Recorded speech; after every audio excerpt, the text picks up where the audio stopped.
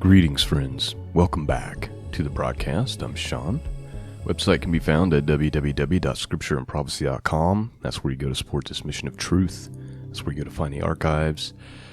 Thank you for joining me this morning.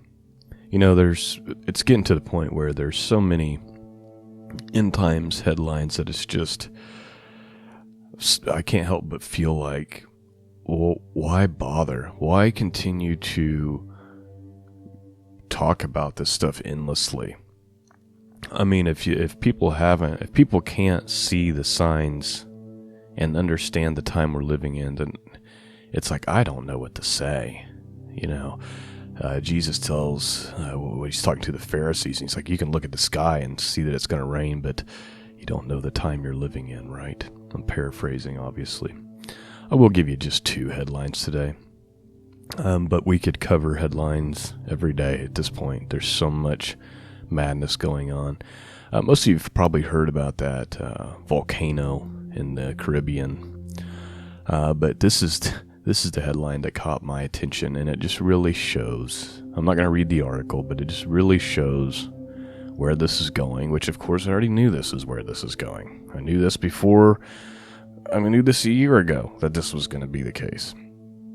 Not because I'm brilliant, but because these people, they do the same things over and over. It's easy to predict. Unless you're completely asleep, living under a rock, dumbed down, I mean, it should be obvious. But anyway, so they're doing evacuations of the island, right? And it says that here's according to the prime minister there. He says only vaccinated people can be evacuated from the island to escape the volcano. You see, that's the precedence of where this is all going. The passports, all of this stuff, this is where they want to go with it. And then the last thing I'll point out is, maybe you've seen this, but in Canada, they've just completely lost their minds as far as how they're treating this whole thing. But there's a church now called Grace Life Church that has been fenced in by the government to keep people from going to church. There's also a pastor there in Canada who's been jailed for quite some time now for teaching during the pandemic. So, you know, this stuff's not that far from home. And this mindset is definitely here in the United States and other parts of the Western world. Obviously, it's in Canada. It's growing. We know where all this is headed. And so I don't see the need to just week after week read headlines and continue to beat this stuff in. And, you know, it should be obvious. Which leads us to the one thing that we should be doing, which is watching and being prepared for Jesus. And so today that's what we're going to talk about. And I'm going to read from Luke, just so you know, Luke chapter 12. We're going to read verses 35 through 48. Really talking about this topic. I want to give you 2 verses before we get into our main passage out of the book of Luke. First, I want to give you Revelation chapter 3, verses 1 through 3. It says, "Unto the angel of the church of Sardis write, these things saith he that had the 7 spirits of God and the 7 stars. I know thy works, that thou hast a name, that thou livest and art dead. Be watchful, and strengthen the things which remain, that are ready to die, for I have not found thy works perfect before God. Remember therefore how thou hast received and heard, and hold fast, and repent. If therefore thou shalt not watch, I will come on thee as a thief, and thou shalt not know what hour I will come upon thee." Now obviously this is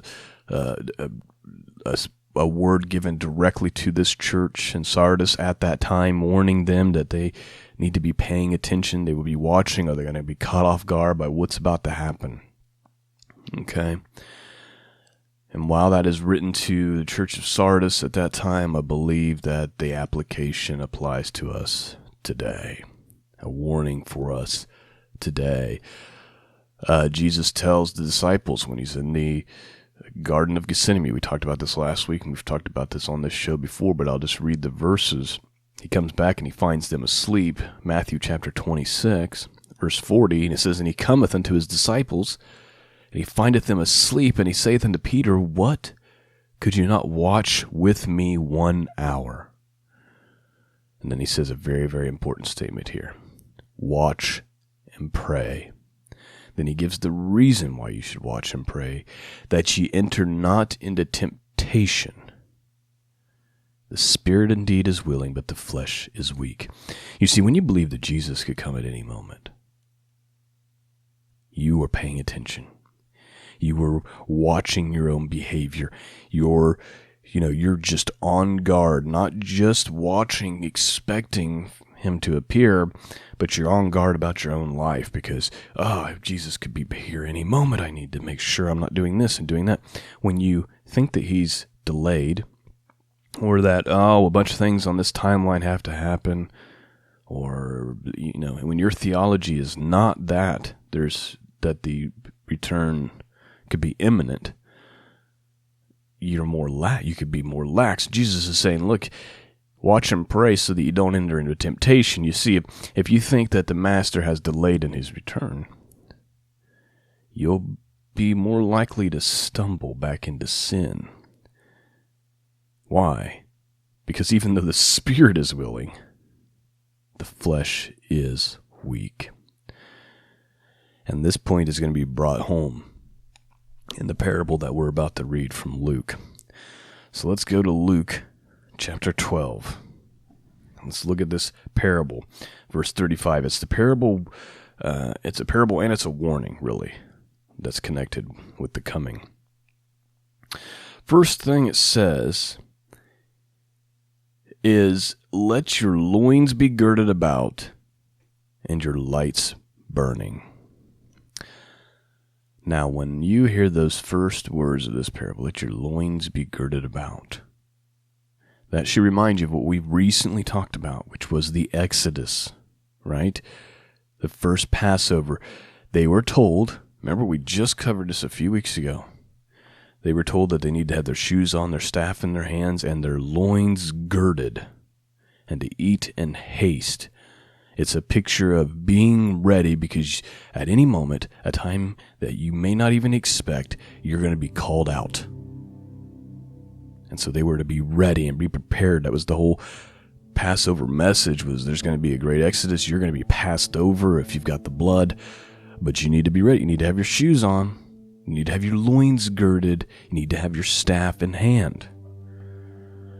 So when Jesus is saying this, that's what likely would have came to mind to the listener. Let your loins be girded. This is verse 35. And your lights burning. When I think about the lights burning, I also think about the parable of the 10 virgins, right? 5 had oil, 5 didn't. 5 thought ahead and were prepared. 5 didn't. All right, let's get to verse 36. And yourselves like unto men that wait for their Lord.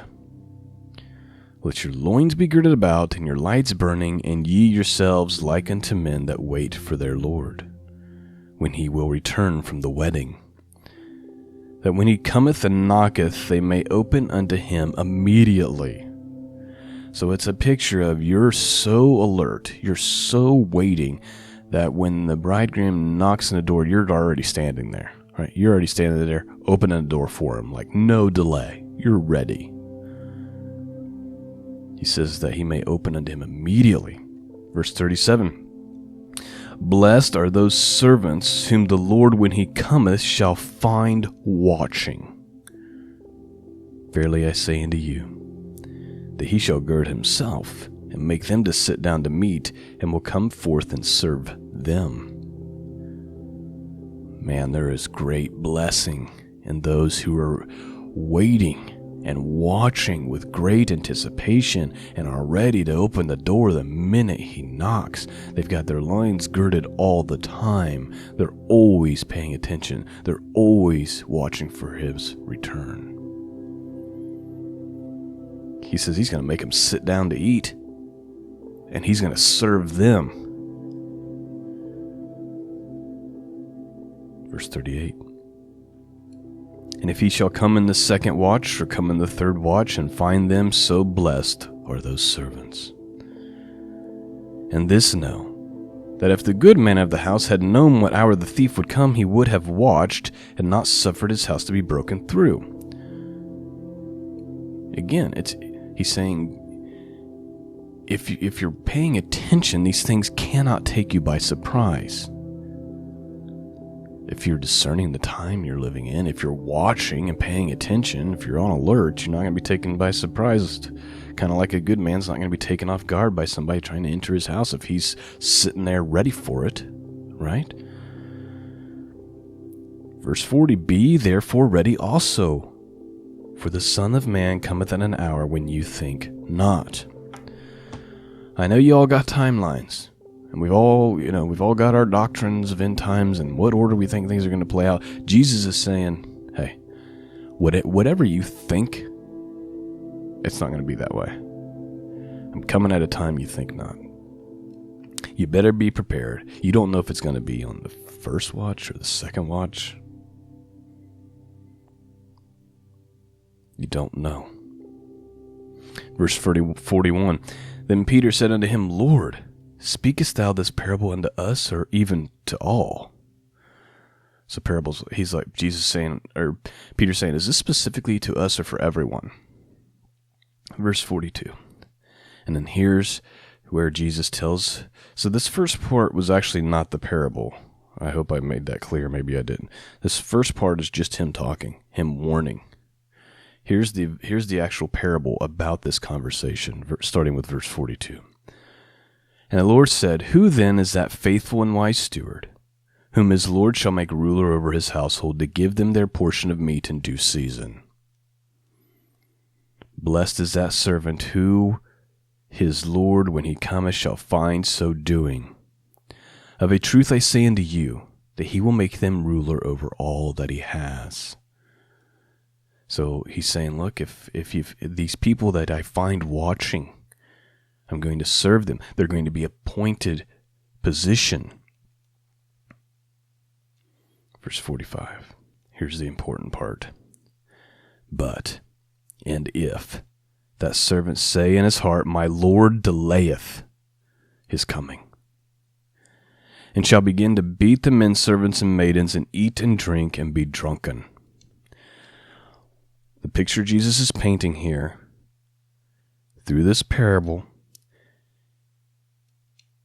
is if you're a servant and you're saying in your heart, you know what, he's delayed. It looks like we got time. And he begins to return to sinful behavior. He goes back to his flesh. Remember, what did Jesus say? Watch and pray so that you don't enter into temptation. Because the spirit is willing, but the flesh is weak. Jesus is warning. First, he starts by saying, there's great blessing for those I find watching when I return and waiting. I'm going to make them sit down to meet. They're going to sit down to have a meal, and I'm going to serve them, and I'm going to appoint them over and let them be rulers over everything I have. They're blessed, that person that's there, ready to open the door the minute I knock. But beware of thinking that I have delayed and returning to your old ways. But if that servant say in his heart, my Lord delayeth his coming, and shall begin to beat the men servants and maidens, and to eat and drink, and to become drunken, the Lord of that servant will come in a day when he looketh not for him, and at an hour when he is not aware, and will cut him in sunder, and will appoint him his portion with the unbelievers. Do you think that that's serious? Does that sound like serious phrasing? Cut him asunder and appoint him his portion with the unbelievers? What's the portion of the unbeliever? Think about that. Ask yourself, what does the unbeliever receive?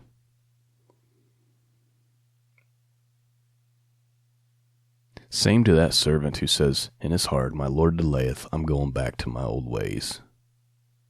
I'm going to have a little fun before the Lord returns.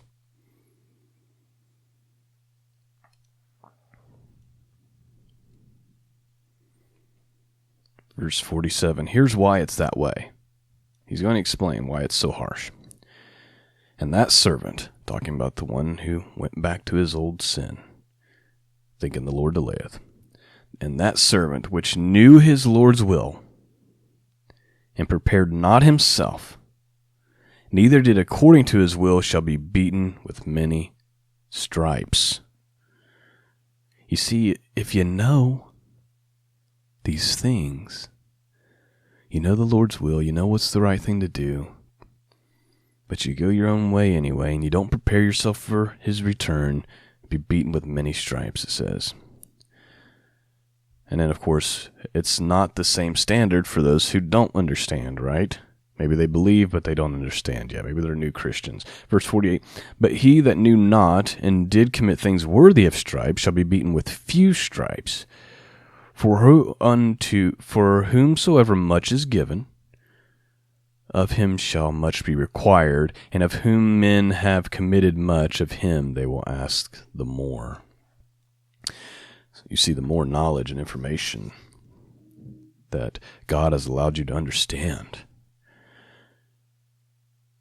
the more that's expected of you, right? If you know that Jesus could be returning any moment, if you know that this has got to be the times according to the scriptures, and you've studied and you've listened, but then you decide, you know what, I've had enough, I'm going back to my sin, the Lord apparently is delayed, that's severe judgment coming your way if he returns and catches you in that way,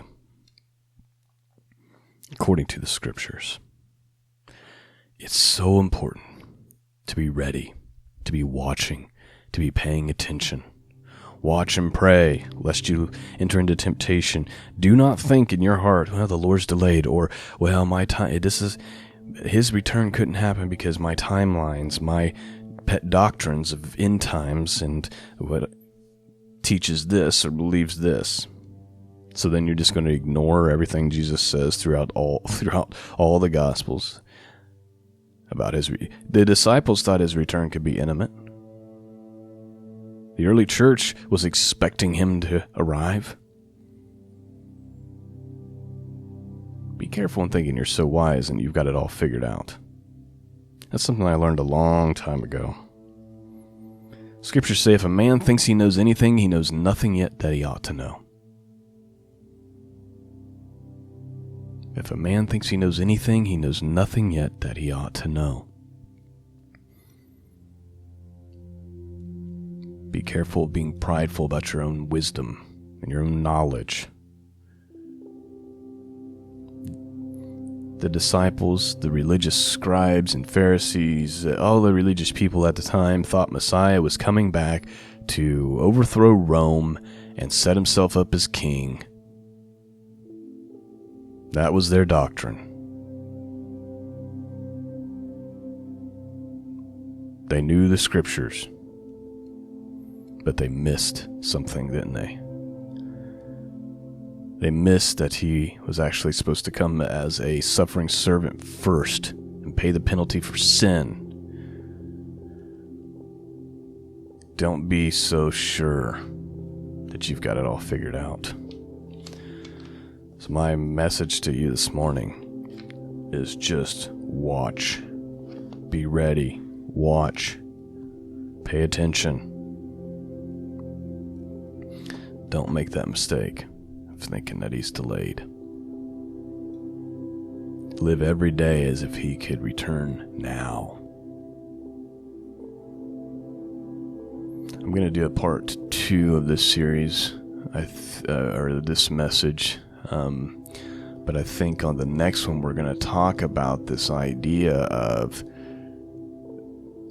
in the minds of the people, in the minds of the world, peace is coming, right? Things are looking up. We have to remember that during his coming, and again, I'm going to try to talk about this on the next podcast, when people will be doing normal life, right? Eating and drinking and getting married. That's what's on the agenda for next time. For today, I just want you to really dwell on, are you watching? Are you praying? Are you walking in righteousness and holiness, or have you strayed away thinking in your heart, well, the Lord is delayed, or, well, he can't come because of this, this, and this. I want you to dwell on those things. Listen, if this is where you get your spiritual food and this is where you're being blessed, consider supporting the podcast. scriptureandprophecy.com. Consider praying for the podcast if you're not in a position to support it. Thank you for listening, friends. Peace and grace be with all of you, and until next time, God bless.